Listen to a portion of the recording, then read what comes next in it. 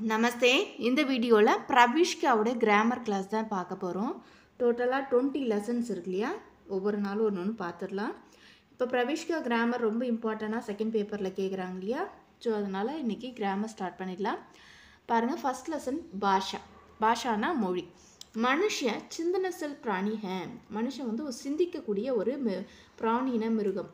वह चाहता है कि वह अपने मन के विचारों को दूसरे के सामने पूर्ण रूप से प्रकट करें. அவன் வந்து சாக்தாக விரும்புறது என்னன்னா, அவருடைய மனசினுடைய எண்ணங்களை, இப்போ மனசில் என்ன தோணுது அப்படின்னா மற்றவங்ககிட்ட வந்து அதை சொன்னால் தான் அவங்களுக்கு புரியும் இல்லையா, இல்லைன்னா மனசில் வச்சுட்டு அவங்களுக்கு புரியாது. ஸோ அப்போ அதை சொல்கிறதுக்கு என்ன வேணும், வார்த்தை வேணும். அப்போ வார்த்தை வேணும்னா அதுக்கு வந்து மொழி வேணும். ஸோ எப்படி வரும், அது மாதிரி பிரகட் கரையே தூசராக்கா விசாரம் பூர்ண ரூப்ஸே சமைச்சே. மற்றவங்களுடைய திங்கிங்கும் மற்றவங்க என்ன நினைக்கிறாங்கன்றதை புரிஞ்சுக்கிறதுக்கும் நம்மளுக்கு என்ன பண்ணணும், நம்மளும் புரிஞ்சுக்கணும், அதுக்கும் மொழி. இஸ்கேலியே உசே அங்கிக் சங்கேத் பர்யாப்த் நஹிம்தே. இஸ்கேலியே அதனால் அங்கிக்னா உடல் பாவனை இருக்கு இல்லையா, நம்ம கையாட்டி இதை இது எவ்வளோ சொல்ல முடியும், நம்ம நிறைய பேசணும். ஸோ இப்போ அது கையாட்டி எத்தனை சொல்ல முடியும், வான்னு சொல்லலாம், போன்னு சொல்லலாம். ஆனால் நிறைய வேர்ட்ஸ் எல்லாம் சொல்லணுன்னா அதுக்கு வந்து என்ன இல்லை, அது போதுமானதாக இல்லை. அந்த பாவனை இருக்கு இல்லையா, சங்கீத, அதெல்லாம் வந்து என்ன பண்ணல, போதுமானதாக இல்லை. इस स्थिति में அந்த सिचुएशनला वह अपने मुंह से निकलने वाले आवाज़ को कुछ निश्चित रूप देने लगा. இதனால் அவங்க வாயை திறந்து பேச ஆரம்பிக்கும் போது அந்த ஒலி, இப்போ சவுண்டுக்கு, இப்போ வா போ அப்படி சொல்கிறோன்னா அந்த சவுண்டுக்கு இந்த ஒலிக்கு இந்த அர்த்தம் தான் அப்படின்னு சொல்லிட்டு வரையறை பண்ணுறாங்க, நிச்சயம் பண்ணுறாங்க. இதுக்கு இதுதான், இதுக்கு இதுதான் அப்படின்னு சொல்லிட்டு. அப்படியே விசாரம்கோ இச்சாபம்கோ தங்களுடைய எண்ணங்களை, விருப்பங்களை, ஆதேஷம் கட்டளைகளை சப்த பத்தித் கர் பிரகட் கர்னே லகா.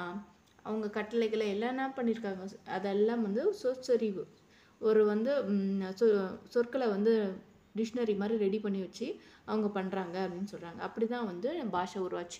ஃபஸ்ட்டு எப்படி பேசியிருப்பாங்க, அவங்களுக்கு என்ன பாஷைனே புரிஞ்சிருக்காது இல்லையா, ஃபஸ்ட்டு அப்படி தான் உருவாயிருக்கும்.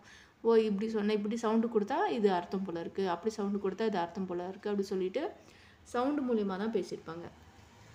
அதுதான் சொல்கிறாங்க, மனுஷ अपने मन के विचारों को मुंह से बोलकर दूसरे मनुष्य तक पहुँचता है. इसी बोली की हम भाषा कहती हैं. மனுஷன் தன்னுடைய மனதின் எண்ணங்களை முங்சே போல்கர் வாயை திறந்து பேசும்போது தூசரே மனுஷத்தக் மற்ற மனுஷங்களை வரையும் என்ன பண்ணுறது, போய் சேருது. இசி போலி இந்த பேச்சை தான் நாம் வந்து பாஷா அப்படின்னு, மொழி அப்படின்னு சொல்கிறோம். இது வந்து 1 மார்க் இந்த கொஷின் இருக்குது. பாஷா கிசி கஹதி ஹே அப்படின்னு கேட்டிருக்காங்களா, ஏகே ஏதோ வாக்கியம், அதுக்கு இதுதான் ஆன்சரு, நோட் பண்ணி வச்சுக்கோங்க. சரி, இது நோட் பண்ணிக்கோங்க. அடுத்தது பாஷா கா தோ பிரகார் ஹே. பாஷா வந்து 2 டைப்ஸ் இருக்குது, கதித் பாஷா, லிக்கித் பாஷா. கதித் பாஷா அப்படின்னா பேச்சு மொழி, லிக்கித் பாஷா அப்படின்னா எழுத்து மொழி. எல்லாராலையுமே கதித் பாஷா செய்ய முடியும், எல்லாராலையும் பேச முடியும், பேசுகிறவங்க எல்லாமே ஆனால் எழுத முடிஞ்சவங்க, படிக்க தெரிஞ்சவங்க மட்டும்தான் எழுத முடியும். ஸோ அது வந்து லிக்கித் பாஷா. கதித் பாஷா அப்படின்றது பேச்சு மொழி, பேச்சில் வர்றது. இப்போ வர்றது போகிறது அப்படின்லாம் சொல்கிறோம், ஆனால் தமிழில் அப்படிலாம் சொல்ல முடியாது.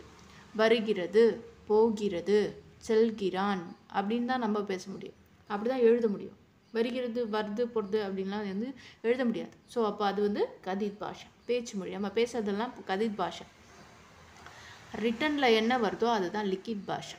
ஜோ பாஷா முங் சே போலி ஜாத்தி ஹே और कानों से सुनी जाती है. எந்த பாஷையை நம்ம வந்து கேட்குறோமோ, காதால் பேசி கேட்குறோமோ அதுதான் வந்து கதித் பாஷா. யா மௌக்கிக் பாஷா கூடன்னு சொல்லுவாங்க, அதை மௌக்கிக் அப்படின்னு கூட சொல்லுவாங்க. கதித் பாஷா அவர் வாய்மொழி அப்படின்னு கூட சொல்லுவாங்க. கதித் பாஷா பேச்சு மொழி, அவர் வாய்மொழி அப்படின்னு கூட சொல்லுவாங்க. ஜோ பாஷா हाथ या किसी यंत्र से लिखी या टकी की जाती है और आंगों से पढ़ी जाती है. எந்த ஒரு மொழியை ஹாத் கை அல்லது யந்த்ரா மிஷின்ஸ்னால எழுதுறது. இப்போ கம்ப்யூட்டர் மிஷின் தானே, அதெல்லாம் எழுத முடியும் இல்லையா. ஸோ அது மாதிரி எழுதுறது. யா டக்கித் கி பிரிண்ட் பண்ணுறது, டங்கித் ஜாத்தி ஹே और आंगों से கண்களால், இப்போ நம்ம வந்து பிரிண்ட் பண்ணியிருக்கோம் இந்த லெட்டர்ஸ் எல்லாம் நம்ம கண்ணால் பார்க்க முடியுது இல்லையா, படி ஜாத்திக கண்ணால் பார்த்து படிக்க முடியுது இல்லையா, உசே ஹம் லிக்கித் பாஷா காத்தியா, அதை தான் நம்ம என்ன பண்ணுறோம், லிக்கித் பாஷா அப்படின்னு சொல்கிறோம். मनुष्य जीवन में लिखित भाषा का महत्वपूर्ण स्थान है. மனித வாழ்க்கையில் லிக்கித் பாஷா தான் ரொம்பவும் இம்பார்ட்டன்ட் ஆனது. ஏன்னா இப்போது நம்ம நடக்கிற விஷயத்தெல்லாம் நோட் பண்ணி வைக்கிறதுனால தான் நம்ம படிக்க முடியுது. இப்போ இது வந்து யாரோ ஒருத்தர் வந்து நமக்கு ரிசர்ச் பண்ணி எழுதி வச்சது. ஸோ நம்ம இதை படிக்கிறோன்னா காரணம் லிக்கித் பாஷா தான், எழுதி வச்சதுனால தான். இல்லை நம்ம எப்படி படிக்க முடியும்? சொன்னவர் எப்பயும் இறந்துட்டுருப்பார். ஸோ அப்போ இல்லை இருந்திருக்கலாம், அவர் பேசுறது நம்ம காதில் கேட்காதுல்ல. ஸோ அதனால் லிக்கித் பாஷா முக்கியமானதுன்னு சொல்கிறாங்க. இதில் 2 கொஷின் இருக்குது. ஃபர்ஸ்ட் கொஷின் சொன்னேன், அது. செகண்ட் கொஷின் வந்து இந்த அதுலேருந்தே ஸ்டார்ட் பண்ணி இது வரையும் இந்த 2 பேரா நோட் பண்ணி வச்சுக்கோங்க. செகண்டு வியாக்கரன் பார்க்கலாம். வியாக்கரன் அப்படின்னா இலக்கணம். என்னது? इलकनम. ग्रामर. मनुष्य को बौद्धिक स्तर पढ़ता गया है और उसकी बौद्धिक